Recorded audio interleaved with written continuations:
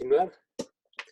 En la semana pasada estábamos platicando acerca de, eh, básicamente, cuál es el error que tiene la Iglesia Católica y por qué es importante que nosotros lo conozcamos.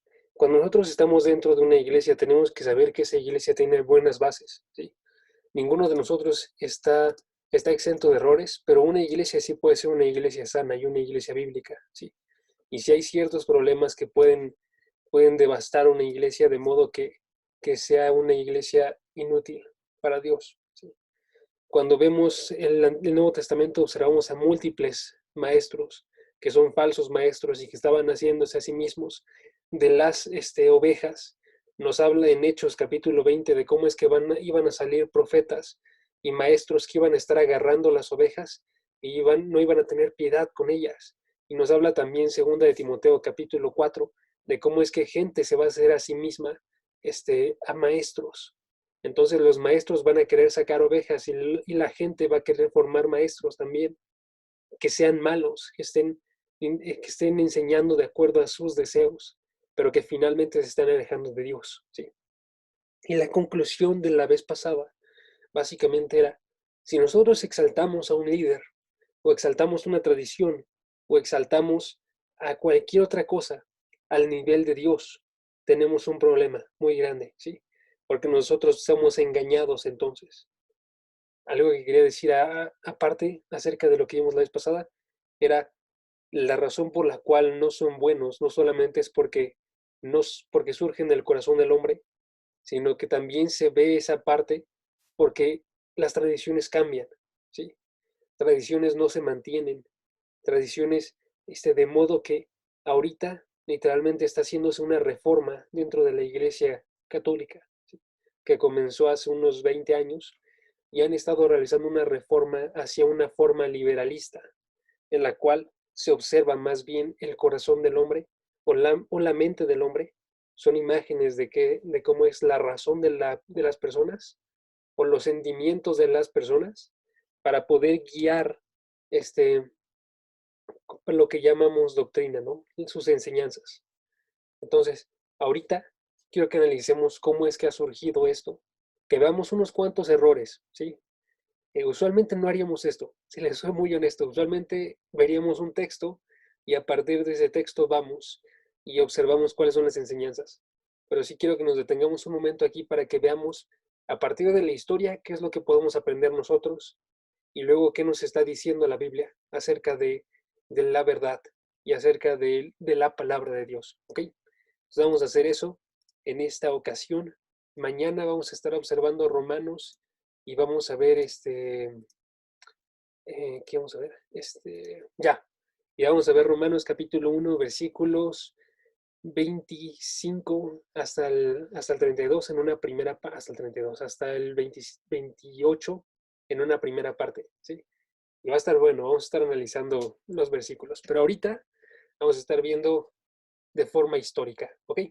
Entonces quiero que veamos, aquí está todo lo que voy a decir hoy, ¿ok? Entonces lo pueden observar aquí, voy a acercar la pantalla, díganme dónde se vea bien, ahí se lee, estoy seguro. Sí, ahí se ve. Sí, ahí está, ahí. Va, ok. Ahí está. Entonces, lo primero que tenemos que observar nosotros es que todas las personas, absolutamente todas las personas tienen una teología, ¿ok? Cuando el hombre es creado a esa imagen de Dios, tiene un conocimiento de Dios que se ve en la conciencia, tiene un conocimiento de Dios que se observa en todo el mundo, ¿sí? Absolutamente todos tienen ese conocimiento acerca de Dios, pero lo que observamos en Romanos capítulo 1, versículo 18 al 20, es que las personas internalizan ese conocimiento y después reaccionan y lo reaccionan suprimiéndolo, ¿sí? Ahora, entonces, todas las personas tienen un conocimiento de Dios y tienen una reacción a este conocimiento y van formando una idea y una forma de ver el mundo. Eso es una teología. Todos ven a Dios de alguna forma. Aún los que son ateos tienen una respuesta a Dios en la cual ellos dicen, yo no necesito a Dios y Dios no existe, ¿sí? Ahora, entonces es una teología que es mala, pero es una teología. Entonces, cuando todos vemos que tienen estos pensamientos acerca de Dios, tenemos que observar más bien que tengamos el pensamiento correcto acerca de Dios, ¿sí? Y lo que dice aquí, mi punto es, no solamente tiene una teología, sino que muchas teologías se conectan en un mismo sitio. Podemos observar en otros lugares dentro de la Escritura cómo es que literalmente se iguala la teología de Satanás a la teología que tiene un hombre cuando está siguiéndose a sí mismo, ¿sí? ¿Por qué? Porque ambos están yendo por un mismo sentido. Ahora, esta teología católica, en la cual se le atribuye al hombre una inerrancia, una infalibilidad, que puede decir cosas de Dios sin equivocarse, ¿sí? El Papa, digamos, o que se le atribuye a la tradición de la Iglesia esta misma idea. Ambos tienen de base una atribución de autoridad divina al hombre. Digamos que mientras esto es dentro de la Iglesia histórica católica, del mismo lado, en lo que vamos a ver hoy, en la Ilustración, sucede exactamente lo mismo, ¿sí? En la Ilustración y en el liberalismo sucede exactamente la misma idea. Entonces digo, el catolicismo y la Ilustración son paralelos. Y son paralelos no solamente estos dos, ¿sí? Voy a poner de ejemplo estos dos, pero son paralelos a la misma teología que tienen las personas allá afuera, sean ateas, o sean budistas, o sean cualquier otra idea. Si no se considere que tengan, aun si no se consideran ellos mismos que son religiosos, o ni siquiera piensan en el ateísmo, se forman en una misma idea, en una base en la cual existe un tirar, un derrocar a Dios del primer lugar y en vez de eso situarse a sí mismos como el primer lugar, ¿sí? Y eso también lo hemos estado observando en Romanos. Entonces, no solamente estoy inventándome esta idea, sino literalmente proviene dentro de la Escritura. Y ahora vamos a ver cómo es que sucede. ¿Qué ideas surgen a través de la Ilustración? ¿Sí? Si recuerdan ustedes, la Ilustración es un movimiento que surgió en el siglo XVIII y es un movimiento en el cual gente estaba atribuyéndole, exactamente, Sara, antropocentrismo.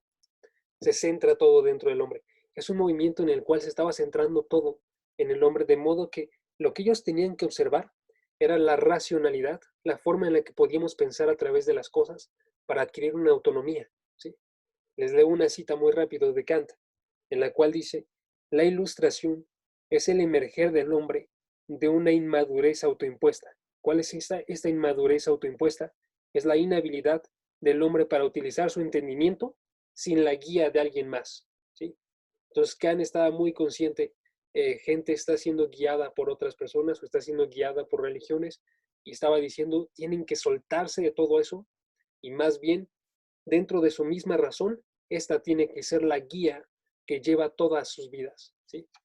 Y las consecuencias que trae esto, la ilustración y el hecho de poner al hombre dentro del centro son varias y muchas de ellas son contradictorias. ¿A qué me refiero con eso?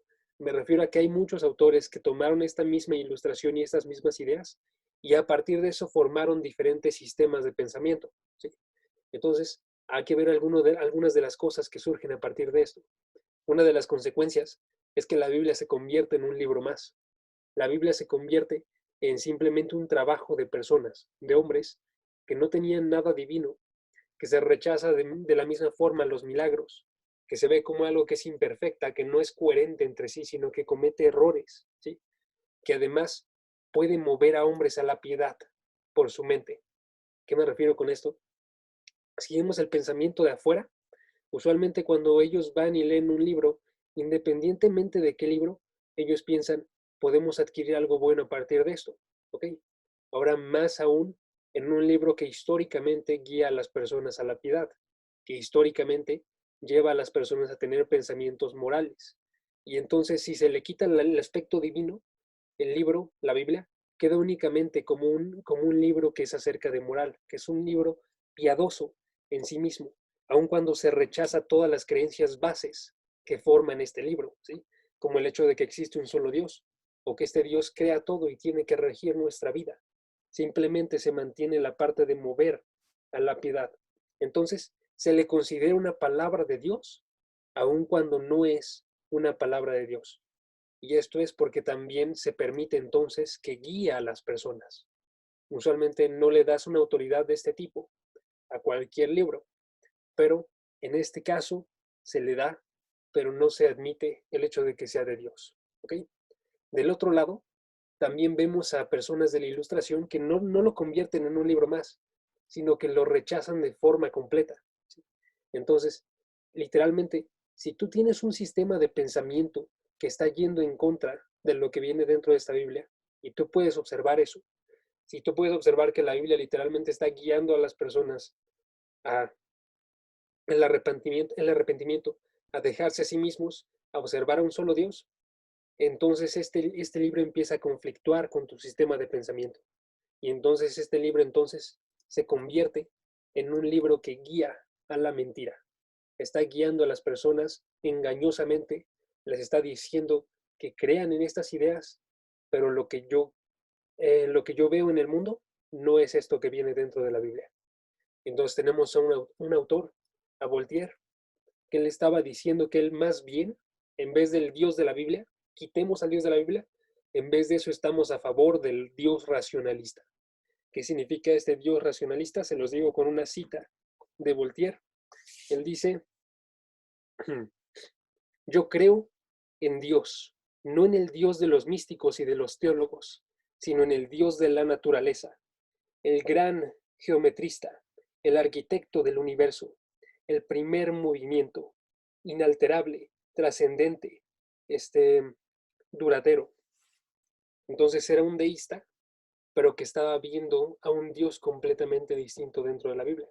Que diga, al que estaba dentro de la Biblia. ¿Sí? Entonces, la cosa de ahí, con Voltaire, es que tenemos a un Dios que es básicamente las leyes de la naturaleza, ¿no? Y entonces es un Dios que no puede estar arriba de estas leyes de la naturaleza, sino es un Dios que es la creación misma. ¿Ok? Otra persona. No solamente se atacaba a la Biblia como el libro sagrado o como no libro sagrado, sino también se ataca en general el poder de conocer la verdad. ¿Sí? El poder tener una verdad que sea auténtica. Y entonces la forma en la que Kant observaba su sistema de pensamiento era que existían experiencias que tú puedes tener, que puedes sentir a través de los sentidos, de la vista, del gusto, de todo lo que forma tu cuerpo y también de la mente. Entonces puedes estarlo racionalizando, pero tienes que darte cuenta de las limitaciones que tiene esto. ¿Ok? ¿Cuáles son las limitaciones? No puedes experimentar cosas que están fuera de lo que tienes habilidad para experimentar. Y aparte de eso, tú eres guiado por aquello que ya has experimentado. Entonces hay una experiencia a priori, todo lo que ya has vivido en tu vida, tu cultura, las formas de pensamiento de tus padres, tus enseñanzas, la forma en la que fuiste criado, que están definiendo qué es lo que tú vas a pensar, ¿no? Y entonces esta forma de pensamiento que tú experimentas no es una forma que sea objetiva, sino más bien es una forma definida por sentidos y por tus experiencias pasadas, ¿no? Entonces no se conoce lo último, no se conoce la verdad verdadera, ¿no? Entonces se postula más bien también una idea de Dios, pero a la vez se quita esa idea de Dios, ¿ok? Chequen esto. Está diciendo Kant, no se puede conocer de forma verdadera a Dios, pero entonces Kant postula la idea de puede existir un Dios que es básicamente tú lo que todo puedes pensar de forma perfecta, lo que puedes decir tú en tu cabeza que definiría a Dios, este es Dios, ¿sí? Este es un pensamiento que también se da cuando intentamos defender la existencia de Dios, ya no me acuerdo el nombre que tiene, pero era algo así como, ok, no, mejor no les miento, pero el caso es, si tú puedes tener en tu cabeza una definición de algo que sería último, algo que sería perfecto, a pesar de que tú no lo puedes conocer, esa cosa perfecta existe y es Dios, ¿ok? Esa es la idea. Y entonces Kant lo defiende para postular una medida racionalista, que diga moralista. ¿Qué significa esto?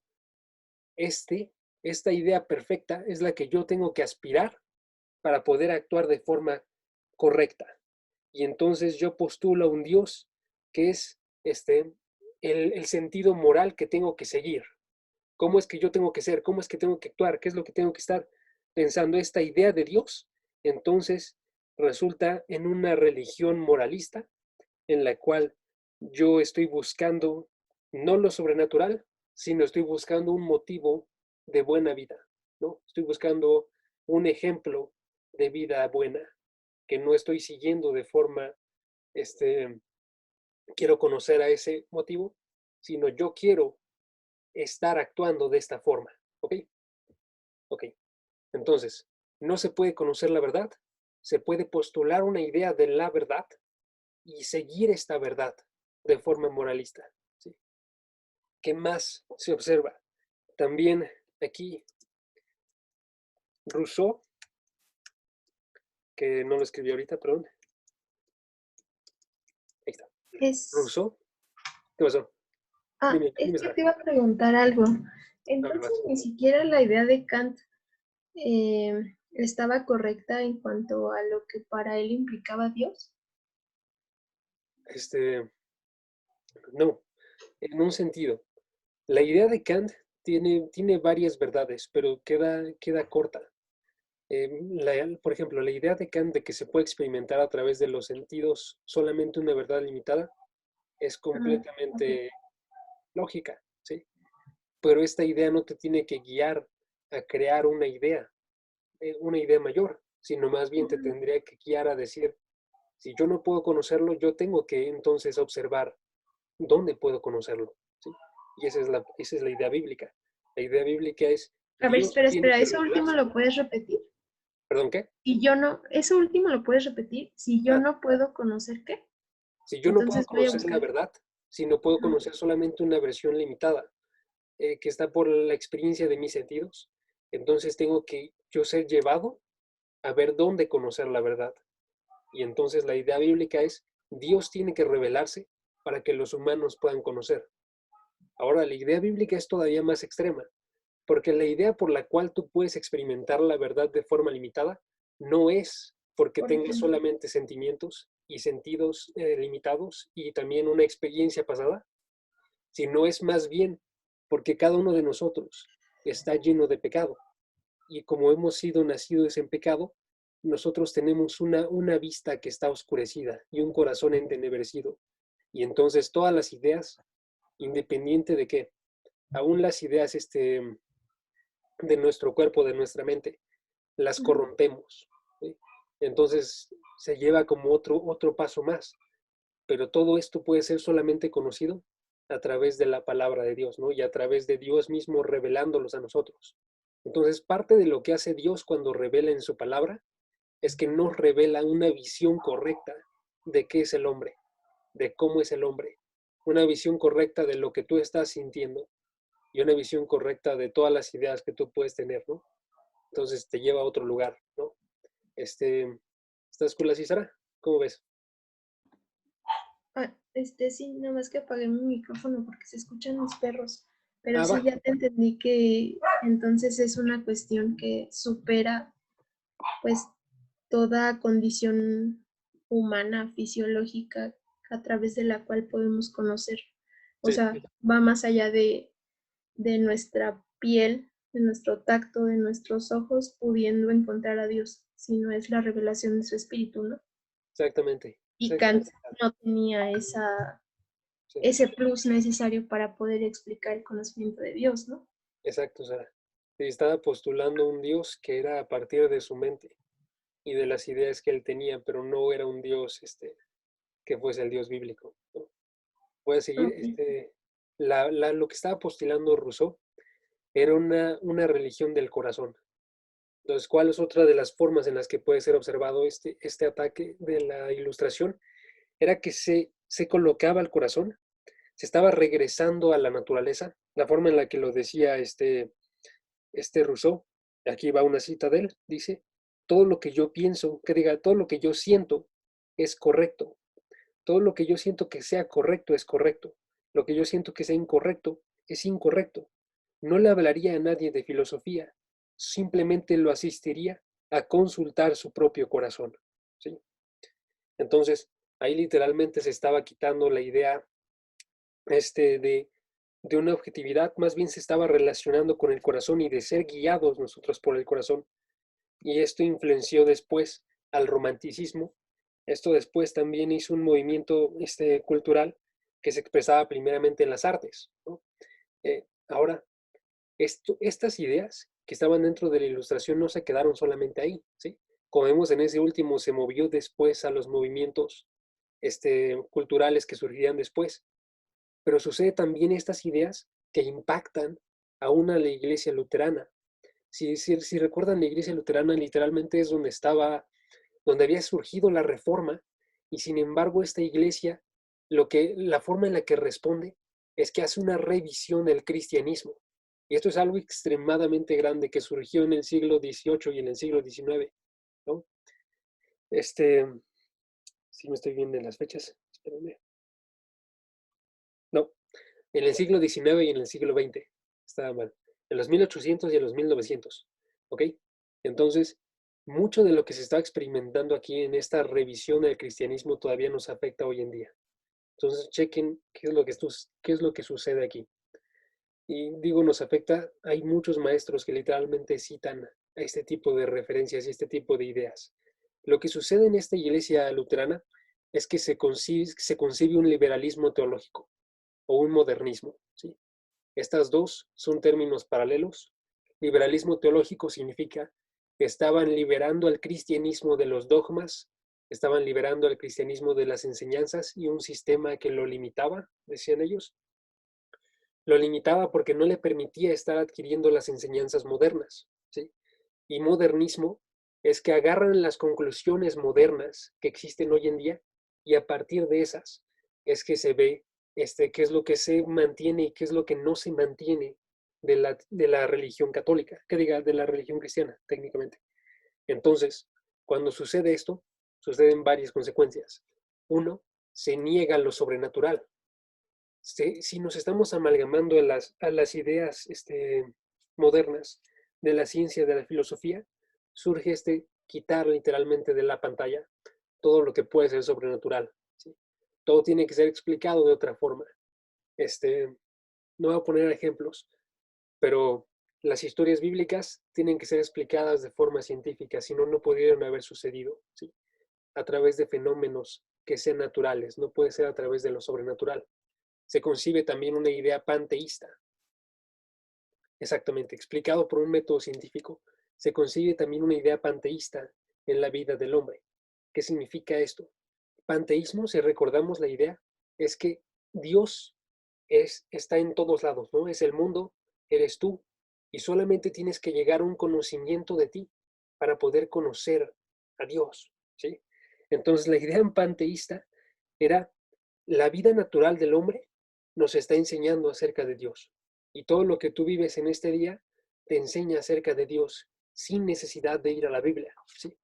Entonces no se evalúan las cosas que tú vives en relación a la palabra de Dios, sino que se enfatiza que Dios está dentro de cada uno de nosotros y por tanto nosotros podemos ir aprendiendo de cualquier momento y de cualquier vida y de cualquier persona, ¿sí? Podemos aprender acerca de Dios. ¿Qué realiza esto? Que enfatiza la cercanía de Dios. Sabemos que la Biblia dice el Espíritu que resucitó a Jesucristo está habitando ahora dentro de nosotros, ¿no? Se está enfatizando esa idea de Dios está cerca, Dios está dentro de nosotros, pero a la vez que se enfatiza esa idea de cercanía de Dios, también se elimina o se minimiza la trascendencia de Dios. ¿Qué es la trascendencia de Dios?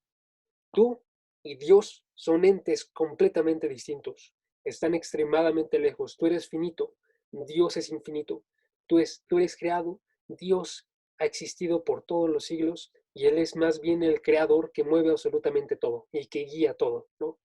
Entonces se enfatiza esa cercanía, pero se minimiza el hecho de que Él está muy arriba y entonces más bien lo que se está haciendo es Dios, soy yo, Dios está dentro de mí, todo lo que yo estoy pensando y sintiendo ahorita es lo que está dándome Dios, ¿sí?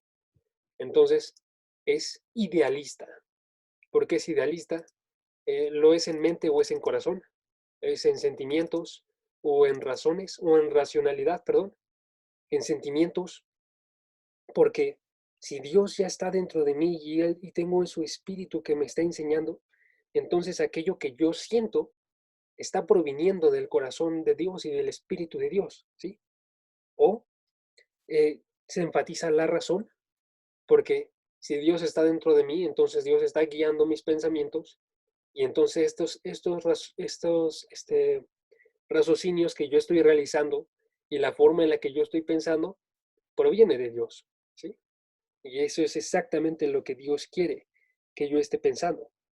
Entonces, tenemos que ver que lo que está sucediendo en este liberalismo, lo que estaba sucediendo en este liberalismo, y aún sucede mucho hoy en día, es que hay un misticismo que se está convirtiendo en racionalismo. ¿Qué me refiero con eso? Misticismo es la idea que tú tienes de lo místico, de lo espiritual, esa es la idea que tú tienes que mantener. Y se está haciendo racionalismo porque lo están pensando las personas y están aceptándolo y están diciendo esto es lo correcto y entonces se está vaciando la fe cristiana de toda objetividad. ¿Sí? Porque tú, les digo, es idealista, tú estás sintiendo algo y estás pensando algo acerca de Dios y esa es la verdad que tú tienes, pero yo leo otra cosa completamente distinta y esa es la verdad que yo tengo, o leo aún el mismo texto y estoy sacando otras ideas, pero que provienen dentro de mi mente o de mi corazón y estamos diciendo ambos que son la verdad y son ideas que chocan. ¿Sí? Les voy a dar un ejemplo de esto, muy, muy rápido. Estaba escuchando hace unos años, ya tiene años, pero me acuerdo porque creo que es un buen ejemplo. Estaban hablando acerca de ¿cómo se llama este el soldado romano que estaba llevando el centurión, ok, ya me acordé, el centurión.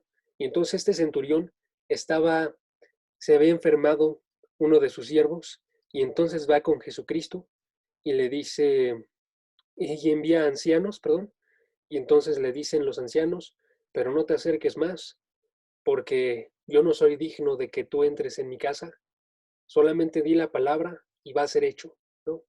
Y termina Jesucristo diciendo, no he visto una fe igual en toda Israel, ¿no? Entonces, desde un punto de vista objetivo, podríamos decir, lo que estaba sucediendo en este momento era que literalmente la gente de ese momento rechazaba a los soldados romanos, ¿no? Y entonces un soldado romano visto con el centurión, crea con Jesús, sería muy mal visto. Y entonces el centurión está enviando a estos ancianos para que él no tenga que tener contacto y no vean a Jesucristo con un centurión, sino más bien lo vean con ancianos de la sinagoga, que eran respetables, y entonces tengan una buena vista de Jesucristo. Y el centurión sabía que no tenía que estar Jesucristo de forma presencial, porque si Él es Dios, literalmente no tiene que acercarse para estar de forma física en ese cuerpo para que se cumpla todo lo que Él quiere, sino que Él creó todo a partir de su palabra y su palabra se cumple. ¿Sí? Y entonces es por eso que Jesús dice, yo no he visto una fe igual, no hay, estaba confiando de forma correcta, estaba creyéndole, ¿no? Entonces lo que escuché hace unos años era que estaban agarrando esta historia y estaban diciendo, yo creo que cuando sucede esto no se quiere acercar al centurión porque él está formando excusas, porque él tiene una fe que dice, yo no quiero acercarme a Jesucristo, él va a ver detrás de mis intenciones y entonces empieza a formular un discurso y empieza a hablar desde su corazón diciendo, es entre comillas, porque yo sé que no necesitas estar conmigo, pero en verdad en mi corazón estoy mal. ¿Sí? Y entonces dice el hombre que estaba diciendo esto, la fe del centurión era una fe que estaba poniendo excusas y que era una fe mala. ¿Notan el problema ahí? Literalmente está yendo en contra de las palabras mismas de Jesucristo que estaba alabando la fe del centurión, porque esta es la idea que él tenía y es la idea que él tiene de su fe. Y entonces está elevando su corazón, de modo que el corazón está sintiendo, de esta persona está sintiendo que la fe es así, y entonces está diciendo eso es lo que dice la Biblia, a pesar de que es completamente contrario a lo que dice la Biblia. ¿Sí? Se está volviendo racionalista y está vaciando a la fe de su objetividad. ¿Sí? Entonces, la última cosa que realiza esto es que nos coloca en un nivel de existencialismo, en el cual este es el mensaje de la Biblia. Ok, tengo que definir todo, porque si no, no tiene sentido esto. Existencialismo aquí, el autor que coloca esta palabra está haciendo referencia a algo muy específico, ¿sí? Lo que estaba haciendo referencia era que tenía que apelar a hombres modernos, que tenían que ser verdades que estuviesen llegando todavía a las personas y que por tanto la forma en la que tiene que estar funcionando este sistema de pensamiento es un mensaje en el cual ellos tienen que tomar el riesgo de ser auténticos consigo mismos. Es existencialismo porque la gente tiene que ser auténtica consigo mismo, ¿sí? No es acerca de Dios, es acerca del hombre. Y el hombre tiene que ser como él es, ¿sí? Tiene que estar guiándose a sí mismo a poder aceptar todos estos pensamientos. Y ese es el mensaje de la Biblia. ¿Ok? Esas ideas son erróneas. ¿Sí? Denme un segundo. Chat.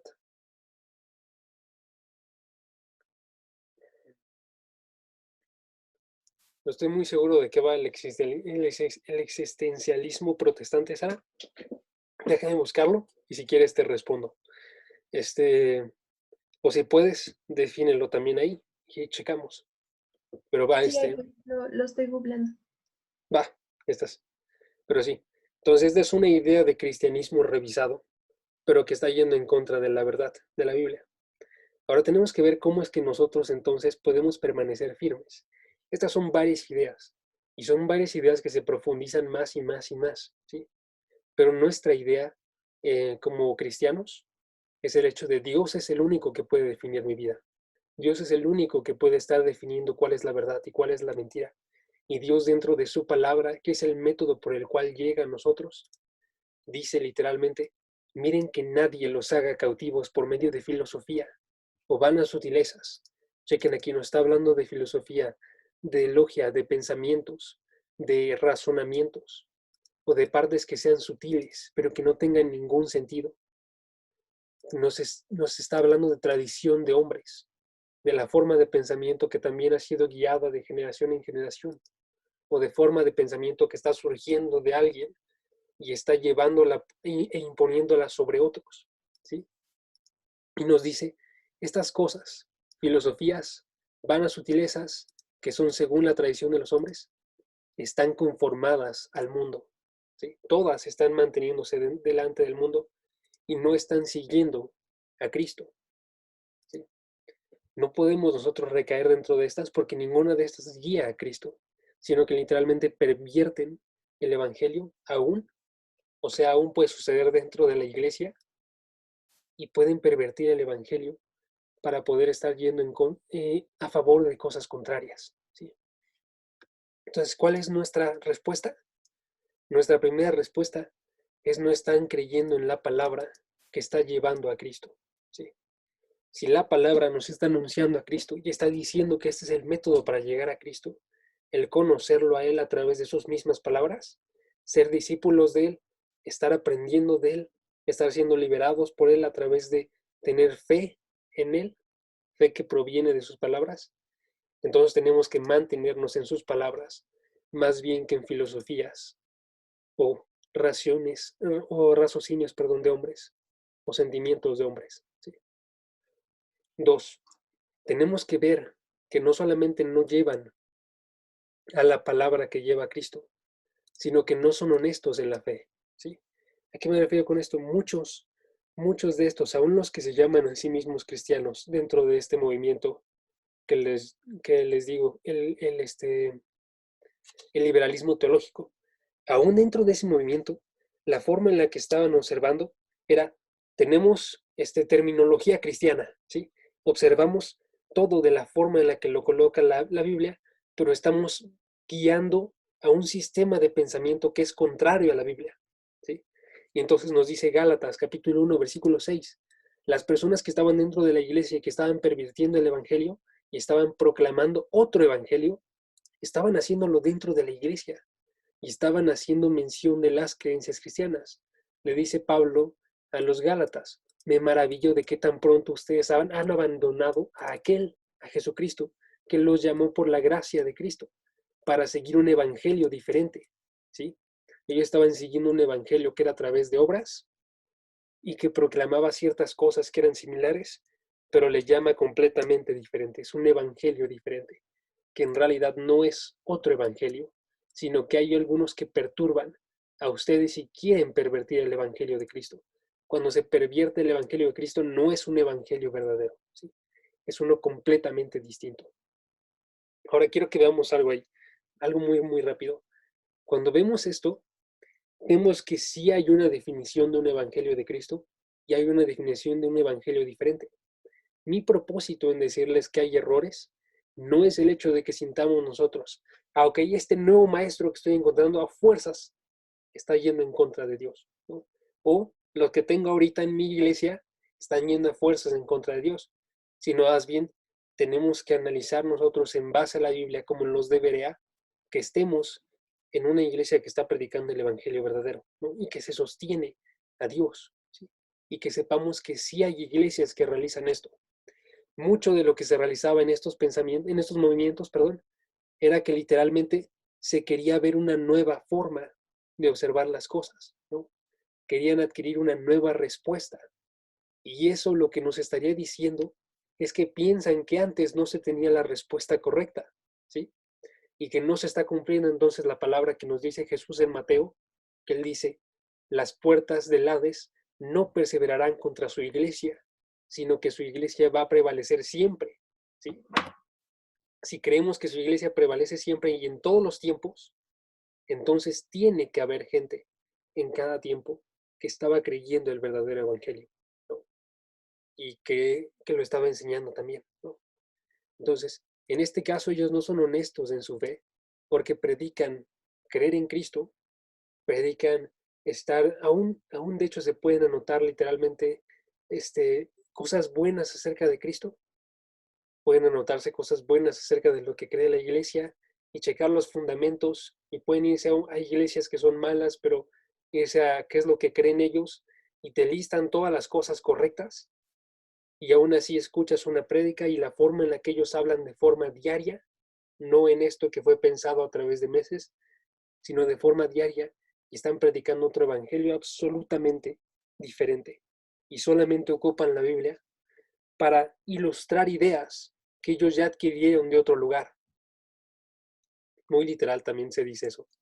Literal de podemos adquirir cosas de la fe de otros lugares, de películas que predican cosas totalmente distintas, de música, de etc, etc, etc. Y esa no es la forma en la que viene dentro de la Biblia, al menos, ¿no? Dentro de la Biblia es perseverar en las palabras de la verdad y alejarse de fábulas y de creaciones vanas, ¿sí? Ahora, también nos podemos responder nosotros a este tipo de movimientos. La objeción a lo sobrenatural no tiene ningún sentido.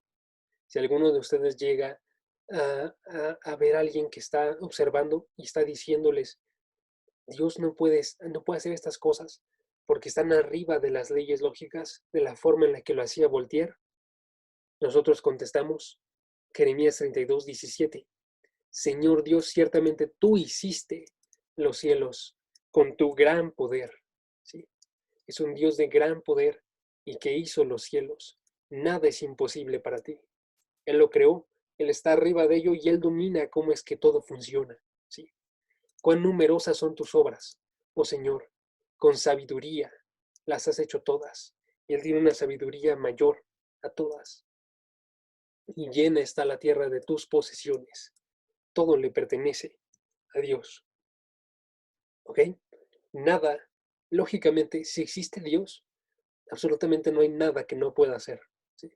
Sino que literalmente todo se sostiene a Él y no Él se sostiene a su mundo y a su creación, ¿sí? La forma en la que lo hacía Voltaire, les decía con Voltaire, el Dios de la naturaleza no puede superar las leyes naturales, pero el Dios de la Biblia creó la naturaleza y Él está arriba de las leyes naturales, de modo que es sobrenatural, ¿sí? De la misma forma no se puede desprobar la existencia de espíritus, porque los espíritus son inmateriales. Los espíritus son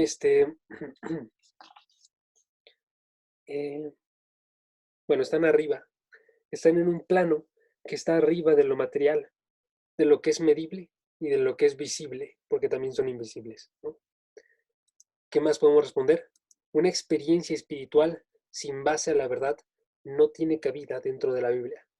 Me refiero a, si queremos separarlo de modo que digamos lo que nosotros estamos sintiendo, lo que nosotros estamos pensando, es aquello que es mi experiencia espiritual, pero yo no lo baso en la verdad, entonces estamos nosotros pensando en una experiencia religiosa que se mantiene únicamente en nosotros, ¿sí? Que no se sujeta al objetivo, que no se sujeta a la verdad, porque solamente es una verdad interna, ¿no? La forma en la que nos habla la Biblia es esta. Salmos 33, versículo 1. Canten de júbilo al Señor los justos. Y luego dice, ¿por qué cantan? Versículo 4 al 6. Porque la palabra de Dios es recta. Tengo que dejar de enviar eso. Y toda su obra es hecha con fidelidad. Él ama la justicia y el derecho. Llena está la tierra de la misericordia del Señor, porque la palabra de Dios, por la palabra del Señor, fueron hechos los cielos. Por la palabra. ¿Sí? Chequemos siguientes versículos. Mismo Salmo, versículo 8 al 9. Tema al Señor toda la tierra, tiemblen en su presencia todos los habitantes, porque Él habló y fue hecho. Él mandó y se confirmó, y vemos cómo exalta a la palabra de Dios, ¿sí? Dice, la palabra de Dios es recta y por eso cantamos con júbilo. La palabra de Dios es lo que hizo todo. Él mandó a través de esta palabra y esta palabra es la que es enseñada. De modo que dice el Salmo 119, un salmo completo acerca de la palabra de Dios y de cómo queremos que Dios nos enseñe, que Dios nos muestre, que Dios abra nuestros ojos a la palabra para verla de la forma correcta, ¿sí?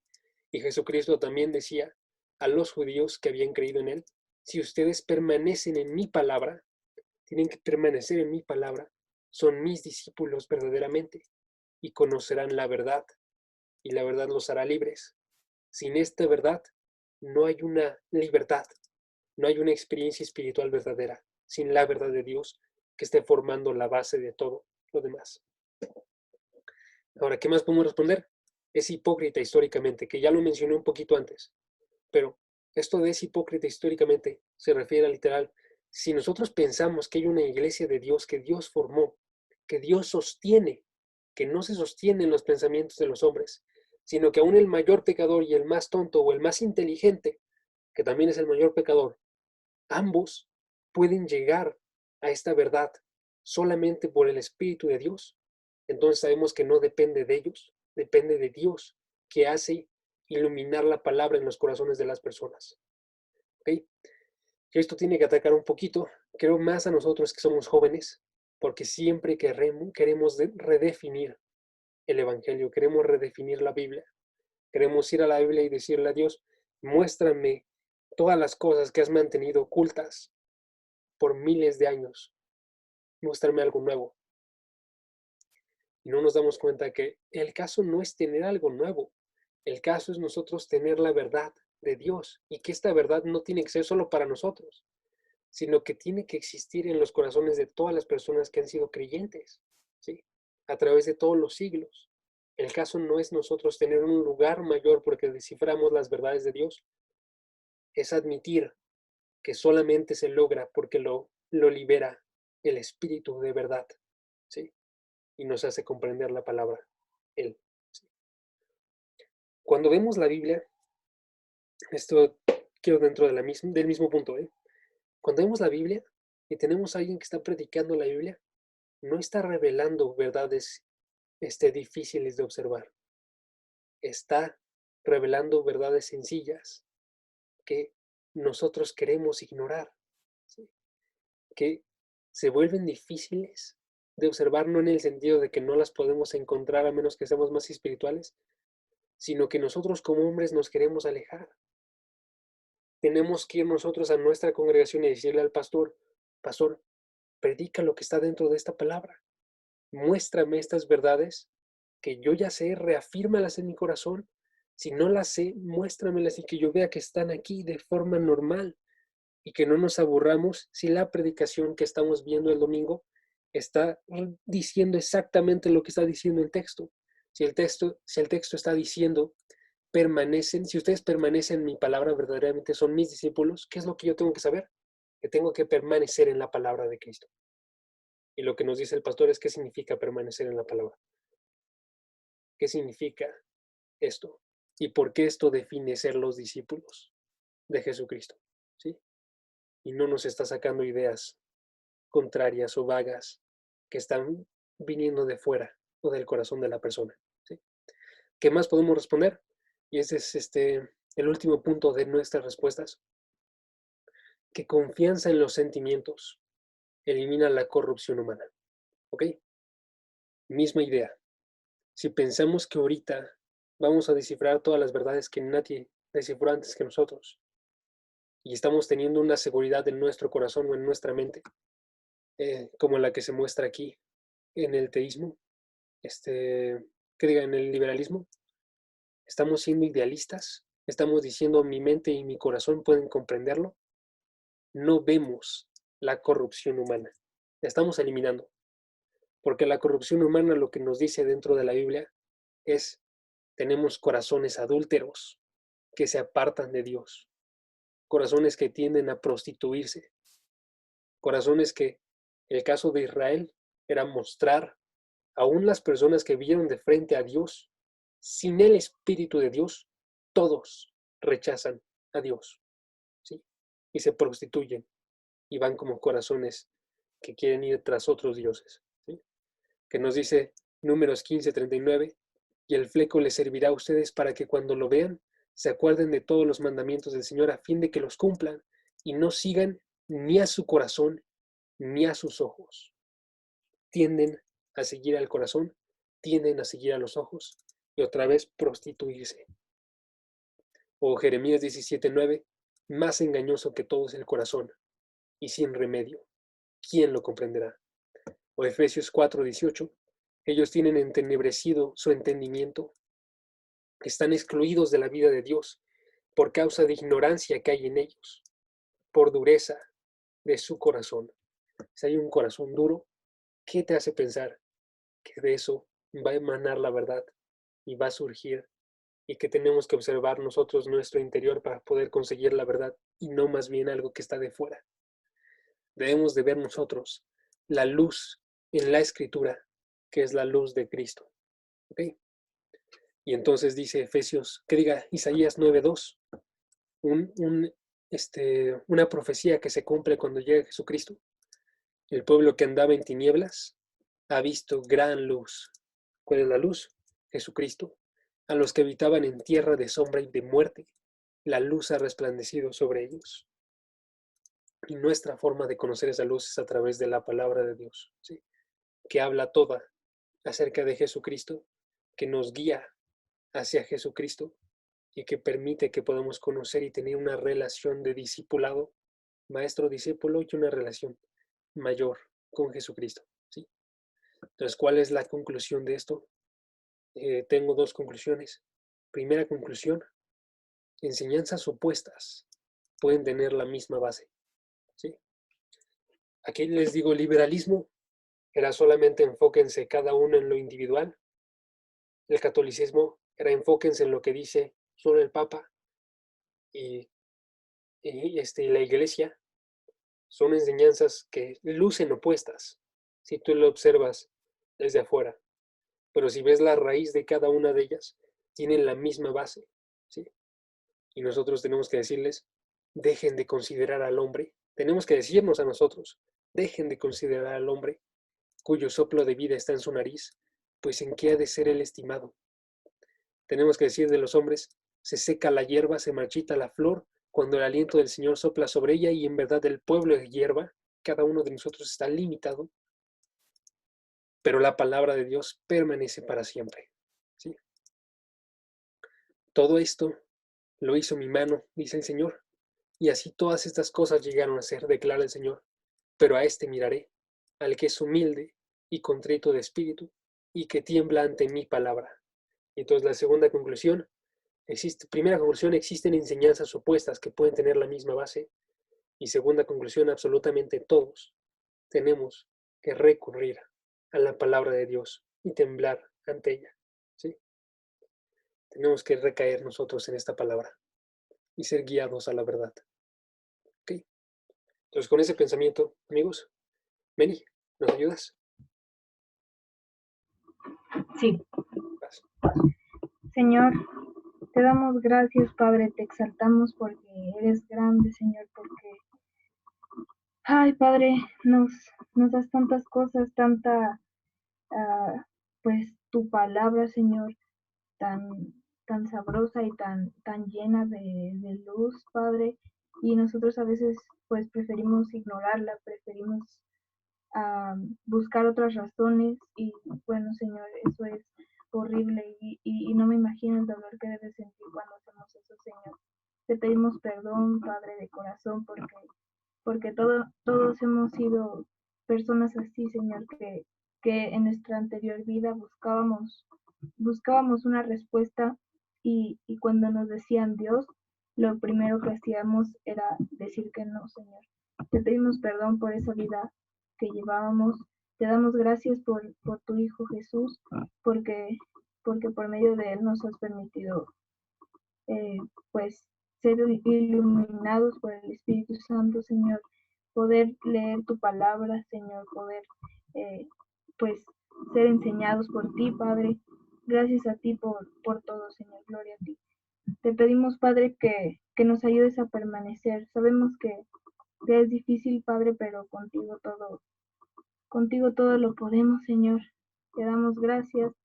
Te pedimos, Padre, que nos ayudes a no guiarnos por nuestros sentimientos, por nuestro corazón, pues sabemos que en tu palabra dice que el corazón es más engañoso que todas las cosas.